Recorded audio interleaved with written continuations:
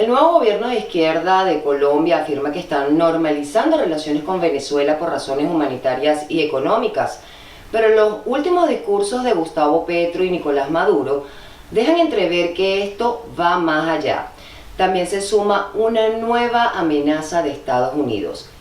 ¿Qué está pasando en este momento? Esa interrogante la vamos a despejar el día de hoy en este su espacio sin censura cara a cara, junto al analista político Luis Alejandro Peche. Bienvenido a las pantallas de Impacto Venezuela. Muchísimas gracias por la invitación, Mildred. Gracias a ti. ¿Qué implicaciones tiene esta situación de las relaciones de Gustavo Petro y Nicolás Maduro, sobre todo en este momento puntual en el que le solicita a Nicolás Maduro que sea garante de paz en los diálogos con el ELN, cuando ha sido acusado el propio Nicolás Maduro de presuntamente acobijar a grupos terroristas en territorio venezolano? ¿Qué implicaciones tiene eso? Fíjate, Mildred, la verdad es que es un tema que desde que Gustavo Petro asumió el poder en Colombia, digamos que había como una especie de asunción, pese a que los discursos decían que iba a ser una relación, como tú comentabas, humanitaria, económica, pues que los lazos políticos iban a terminar también privando, porque al final son dos gobiernos que comulgan ideológicamente y que también han tenido intereses, digamos que comunes en los últimos años, ¿no?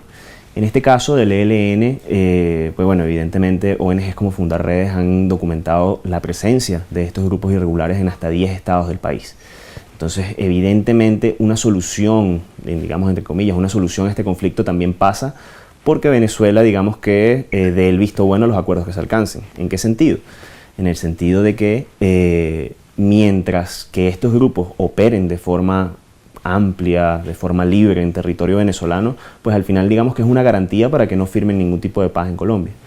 Y bueno, al final esa es una situación que más allá de que se logre o no una paz total, como la ha venido hablando Gustavo Petro, como una de sus principales propuestas, que es alcanzar la paz con todos los grupos guerrilleros, pues evidentemente necesita, digamos que la garantía de Maduro y digamos, del chavismo y del poder aquí en Venezuela, para ver si se logra de alguna forma u otra, pues alcanzar una especie de garantía, de acuerdo o de solución para ese conflicto.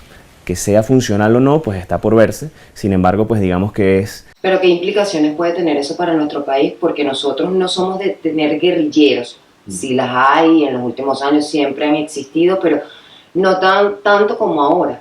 Sí, bueno, a ver, digamos, la proliferación de grupos guerrilleros en los últimos años no tiene precedentes en la historia de nuestro país.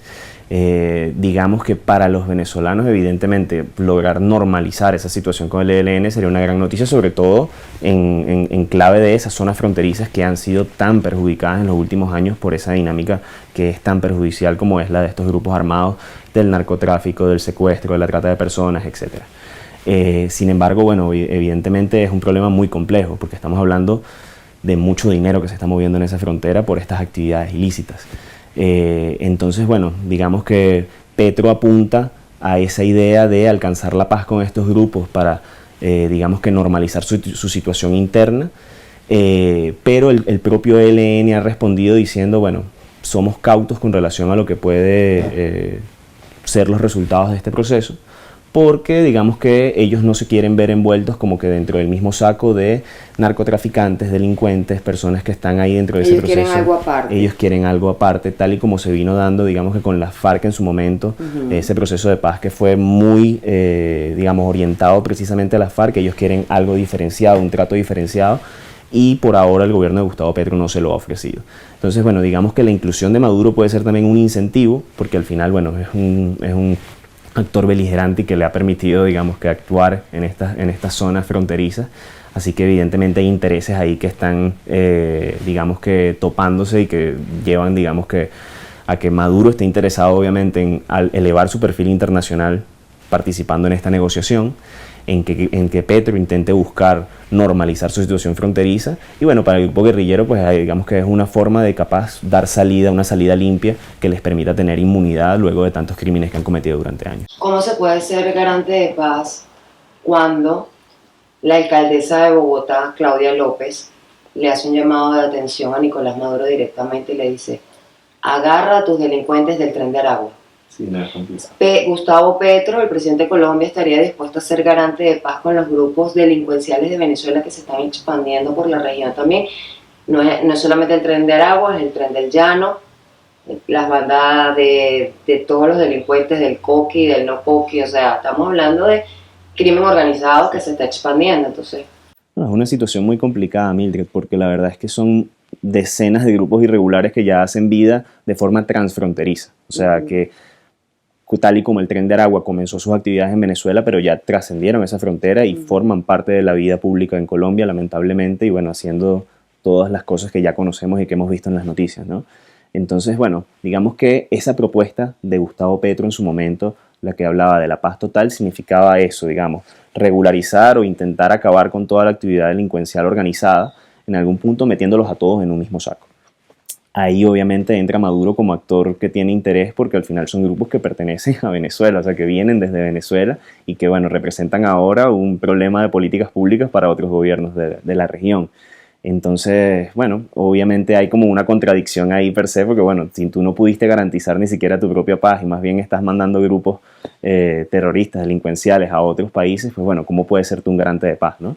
Sin embargo, bueno, evidentemente justamente en ese punto en el cual Maduro pues también tiene un poco de control sobre, digamos, cómo traerse de vuelta ese problema para acá, cómo canalizar esa situación de esos grupos irregulares dentro de las propias fronteras de Venezuela, pues está, digamos, que su poder de negociación, por decirlo de alguna forma. Se podrá negociar y se podrá frenar. Es complicado porque son muchos grupos de poder que no son solo estructuras políticas, sino que también son estructuras delincuenciales y que no responden a la misma lógica de, digamos, de un actor político.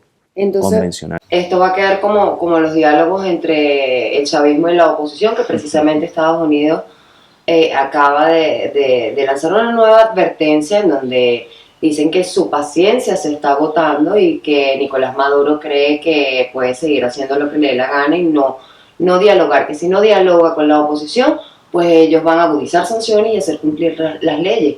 También están rechazando la participación de Nicolás Maduro en las negociaciones de paz con Colombia, entonces con los grupos guerrilleros de Colombia. Entonces, ¿qué puede venir ahora con este pronunciamiento de Estados Unidos y que no sea un poco como lo decimos aquí los venezolanos, bla, bla, bla? Amenaza, amenaza, amenaza, pero no pasa nada, o amenaza y todo queda allí. Bueno, Mildred, la verdad es que el status quo actual, esta situación actual de las relaciones políticas entre Estados Unidos y Venezuela, digamos que Maduro ha sabido sortearla en el sentido de que, bueno, siempre va a haber formas de pasar por debajo de las sanciones, de moverse junto con otros actores políticos que están a los lados.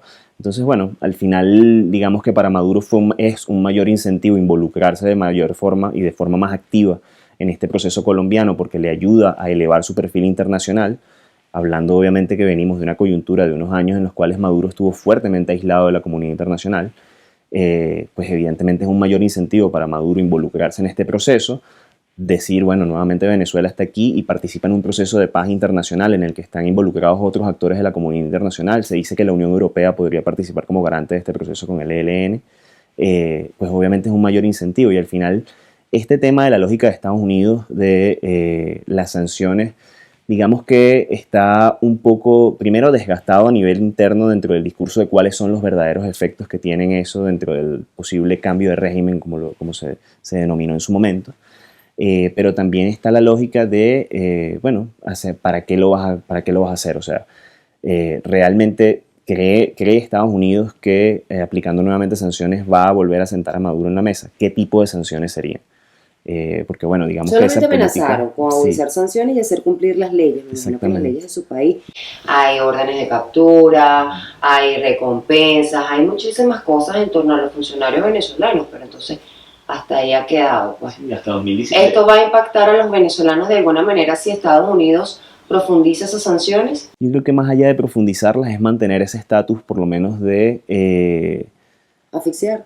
Digamos, esos incentivos que habíamos visto en los últimos años, en los últimos meses que se habían visto que podía venir una reactivación de la industria petrolera, un regreso del consulado de Estados Unidos a Venezuela, digamos que esos pequeños incentivos que se habían visto, como que esa típica estrategia de la zanahoria y del garrote, no sé si se la has escuchado, que bueno, un incentivo y te doy golpes si no reaccionas bien. Estados Unidos había probado en los últimos meses dar varias zanahorias a Maduro para ver si digamos que volvía a acceder a la mesa de negociación, pero al final Maduro también entiende, o el chavismo ha entendido, que no hay una especie de plan B con relación a eso, que dejar pasar el tiempo pues al final les ha permitido mantenerse en el poder, reacomodar sus dinámicas de poder interno. Entonces, bueno, al final como que no hay demasiado tampoco interés por parte del chavismo, o hasta ahora eso es lo que se ha visto, en volver a la mesa. Falta ver cuál va a ser cuál sería esa acción de Estados Unidos.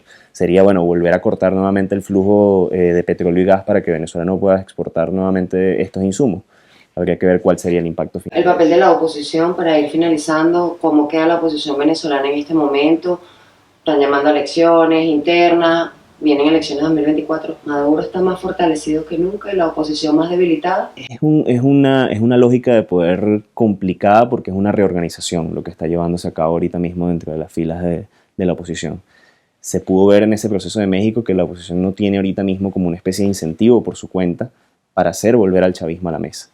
Y que más bien han sido unos de especies de llamados por parte de los miembros de la plataforma unitaria de por favor vuelve a negociar.